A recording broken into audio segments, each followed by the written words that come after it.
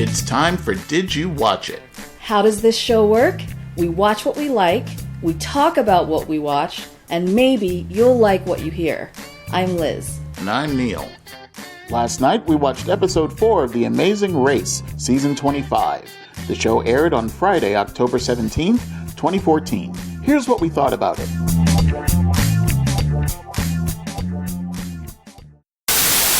The 8 remaining teams traveled to Copenhagen, Denmark, to wonderful, wonderful Copenhagen. And now that you sang that song to me last week, it's all you can think of. That's all I can think of. And when they say Copenhagen, I think Copenhagen. There you go. It flows. It's musical. I think I was 8 or 9 years old when I first saw that Danny Kaye movie, and that's how much it stayed with me. I have never seen that movie, but I'm telling you, it's been in my head. Oh, yeah. It's a very good movie. The teams had to take a 13-hour ferry. That's not a ferry, that's a cruise. That is no joke. I can't imagine being on a ferry for 13 hours. Ooh. I'd want to throw myself overboard. Had to take it back to Aberdeen, and then they had to catch a flight to Copenhagen. Copenhagen. Good. Sorry.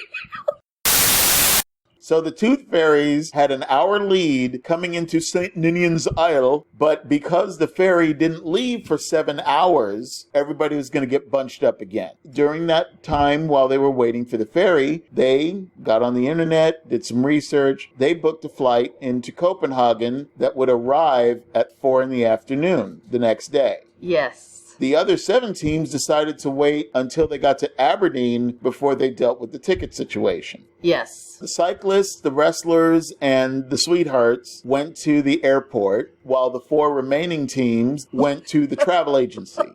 But the travel agency didn't open till 9. That travel agent was grumpy, by the way, when they were introducing themselves, when they opened the door. Hello, it's 9 in the morning. It's 9 in the morning, but you have customers. Look, I have a standing rule that nobody talks to me before 10 o'clock. I have to tell you, I am very similar. I am not responsible for my actions before 10 o'clock. My brain doesn't start functioning until at least that time. So if you start asking me crap at 9:30, you take your chances. Exactly. So once they got into Copenhagen, they had to drive to Malmö, Sweden, in a brand new Ford C-Max hybrid. Yes. I did a little research. Of course you did. Of course I did, because I was very curious. Were you intrigued? I was intrigued by this challenge. Okay. The distance between Copenhagen and Malmö, according to Google, is just under the length of a full marathon, 26.1 miles. Okay. The challenge was the teams should use no more than 1/10 of a gallon of gas getting from Copenhagen to Malmö. Yeah. If they used more than that, there was going to be a little challenge waiting for them once they arrived. Yes. That kind of astounds the mind, doesn't it? To think that you can go that far on 1/10 of a gallon of gas. Exactly. If everybody did that here, can you imagine? So Kim and Allie, because they're the cyclists and they're all about the sustainability and the energy consciousness. Totally environmentally friendly. Absolutely. Yes. They used 1/100th of a gallon of gas. I couldn't believe that. Misty and Jim used 1/1500ths of a gallon, so they had to answer a geography question. Yes. They had to name the capitals of the Scandinavian countries. Now, geography used to be my thing. It used to be your thing? It's still your thing. I knew the answers. Of course. Oslo, Stockholm, Copenhagen. I'm there. Note to Robbie, Denmark, Sweden, different countries. Okay, when he said that, and I forget what her response was, but she was kind of like, oh, Lord. Even I knew that. See, I'm just saying. And I'm not a geography buff. Brooke and Robbie didn't do the right thing as far as the driving, whereas Keith and Whitney actually stayed under the 10th. So Keith and Whitney arrived 4th, but got to leave 3rd. Yeah, so they raised their placement.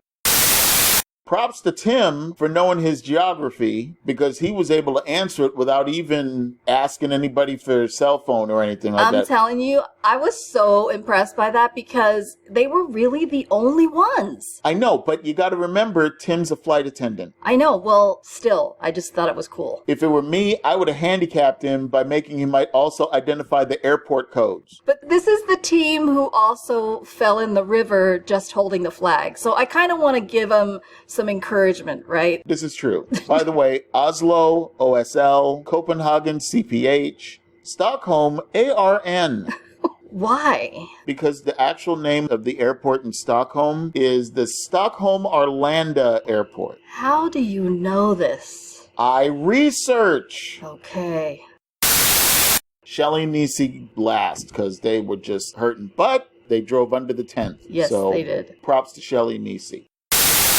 The detour was a mess and a half. This whole thing was a mess. The options were parking space or wedding cake. In parking space, teams had to repurpose a parklet, or what we would call a parking space. Yes. They had to choose between a garden setting or a living room setting. Then they had to decorate the parklet as shown in the pictures that they were provided in less than 30 minutes. If they ran out of time, they literally had to move to a new parklet and try it again. Yeah, this was no joke. In wedding cake, teams had to finish construction of a traditional Danish wedding cake and then transport the cake by a bicycle that they call the Bullet to a restaurant. The maitre d' would sign off on the delivery, and then they would have to return to the bakery with the signed slip in order to get their clue. And this would seem simple just from looking at it, but just all of the things that they had to make sure were accurate and make sure that it stayed together, and the transporting of the cake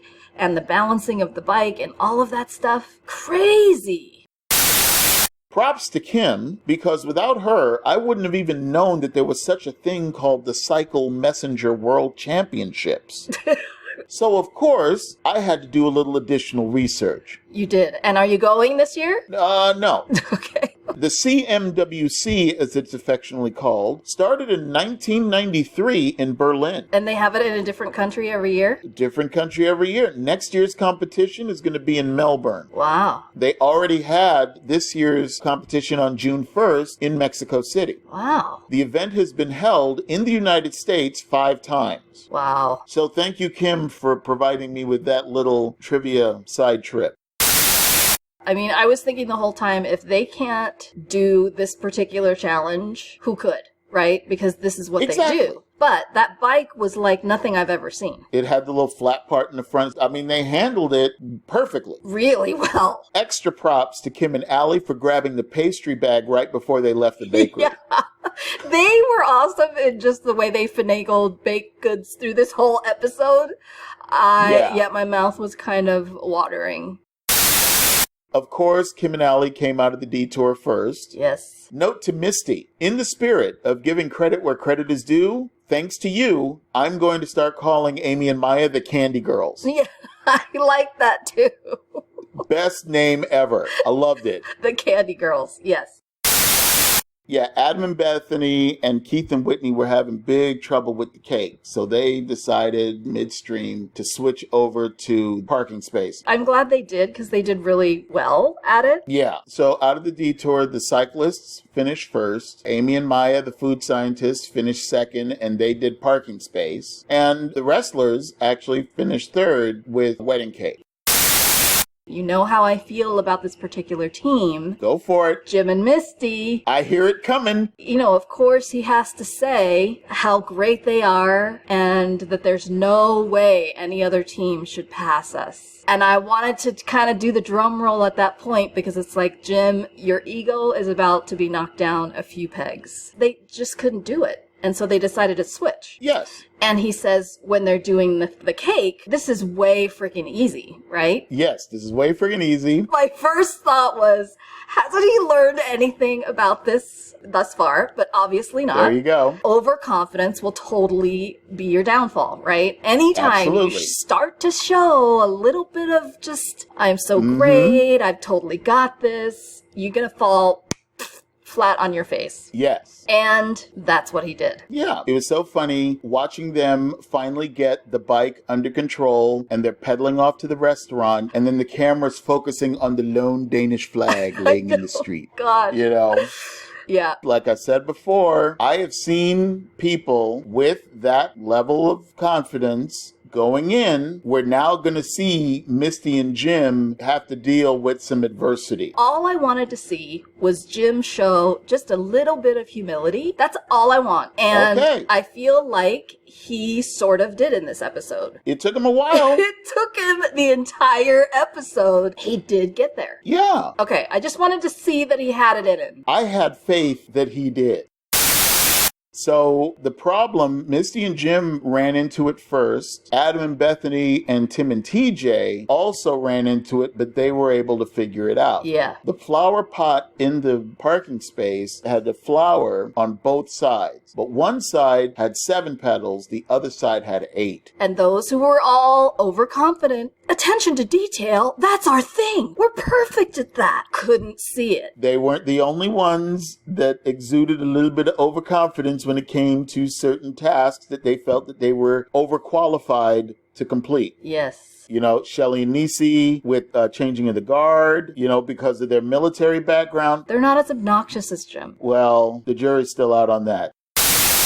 Misty and Jim's cake got rejected because of the flag, and so they had to go back to the bakery, resolve that. They actually came in 7th, and Shelley and Nisi, due to the fact that they were pretty much the last ones to arrive in Copenhagen, they got last. So, the roadblock for this leg was at the Ida Davidson restaurant, which is a very famous sandwich place in Denmark. Which, when we go, we'll have to go there. We will have to go. The team member had to take a sandwich order. It was 4 sandwiches. They had to go then to the list of ingredients for the various sandwiches, memorize those ingredients, and then recite the ingredients to the owner. This was really hard. It's not only a memory game, but just learning to not think that those ingredients would be weird together. Yes. You know what I mean? And put it all together and be able to say it. Ugh, yeah. Exactly. Kim and Allie were the first to get there, and she had some problems trying to resolve it. But she worked through them. They ended up leaving first. Amy and Maya left second. And I appreciated her honesty, right, about being the worst waitress. She wasn't trying to say that she had it all figured out. She's like, I'm going to be the worst you ever see. But I just love their reaction when they finally got it. No, the best one was Maya. Oh, when she fell out on the floor. When she fell out on the floor and just said, thank you, Jesus. Thank you. Thank you. Because that was painful to watch. I felt bad for her. I got to tell you, what was even more painful was watching Misty. Ugh. Poor Misty. And I'm going to say it. Poor Misty. Because she had to go 9 times before, once again, read the damn clue. Yes. Before she realized that she had to recite the numbers of the sandwiches along with the ingredients. Yes. The pit stop for this leg of the race was at the VM houses. Apparently, these are sustainable housing in Copenhagen. Kim and Allie arrived first, and as the winners of this leg, they each get their own Ford C-Max hybrid. Which was perfect for them, because who would have appreciated it more, honestly? Absolutely. And I got to tell you, the MSRP in the United States, it's about a $25,000 car. Really? So good on them. Brooke and Robbie, the wrestlers, came in second. Keith and Whitney came in third. Shelley. I got a note for Shelley. I've said it many times before on this show, and it hasn't applied more in any of those situations that it does in this case right here. You can be right or you can be happy. In the history of this show, there have been quite a few parent-child teams that have competed. In almost every situation, once the parent-child team gets past like leg 3 or 4, they recognize and they realize that that whole parent-child dynamic, it don't work on this race. It does not. I don't know how anybody does it. Because the relationship has to evolve to one of equals. You guys are both pulling the same amount of weight. But it also has to be a point of compromise. Yeah. If you see that something is not working, don't be a spoiled brat about it. and walk off and pitch a hissy fit. No, that's after the fact. The bullshit started when Shelley saw the pit stop and said nothing to Niecy as she was driving past. Yeah, that was dumb because it's a race. Exactly. She was as wrong can be. What that showed me was that Shelley was willing to sacrifice continuing this race just to prove a point. Yeah. Shoot, I guess there is an I in team. And the I stands for idiot. Adam and Bethany came in 7th. Misty and Jim came in last. It gave me a sense of satisfaction. Okay. I just wanted him to be knocked off of his high horse a little bit. Hey, like I said, this is the first episode of adversity that we have seen Jim go through. And so far, he's come through just fine. He knew he had been beaten. He was gracious in his defeat. He wasn't finger pointing. He wasn't casting blame anyplace. He wasn't calling names. He just sucked it up and said, you know what? Yeah, I'm last. Well, I appreciate your point of view. I may not agree with your point of view, but I can appreciate it. So next week, we go to Marrakesh. Yes. We get the return of the double U-turn, and Keith and Shelley get into something a little bit heated. Keith of Keith and Whitney and Shelley of Shelley and Niecy are arguing about something. And Keith is saying, you better back up or else. And Shelley says, or else what? Okay. Yeah. That's our time for today. You can follow us on Twitter at @DidTheLetterU.Watch-It. You can also find us at iTunes. Let us know what you think. Thank you for listening.